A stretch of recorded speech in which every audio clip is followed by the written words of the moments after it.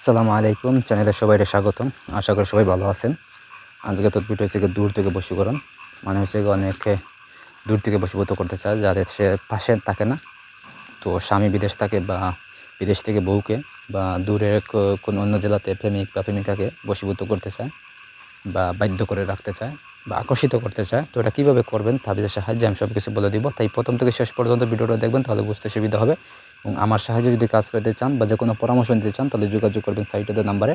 নাম্বারটা হচ্ছে 01709914387। এই নাম্বারে ইমো, হোয়াটসঅ্যাপ বা সরাসরি যোগাযোগ করবেন যে কোনো কাজ বা পরামর্শের জন্য। অবশ্যই গ্যারান্টি সহকারে সে সব কিছু পাবেন।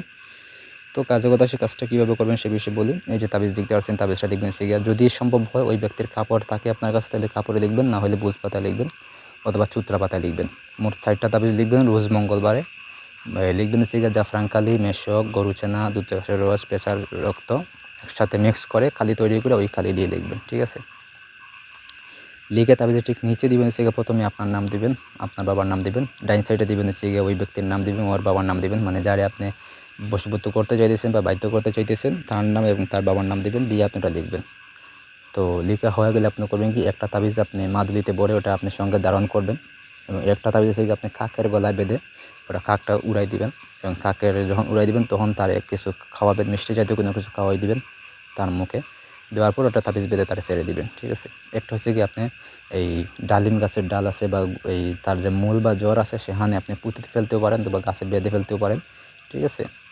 একটা হচ্ছে কি, আপনি করবেন কি, রুটি বা কোনো কিছুর সাথে দিয়ে আপনি যে কোনো মুরগ বা মুরগি ওই রকম সাদা জাতীয় কোনো কিছু আপনি খাওয়াইতে পারবেন। মোরগ বা মুরগি বা সাদা হইতে বরং তারা খাওয়াই দিবেন।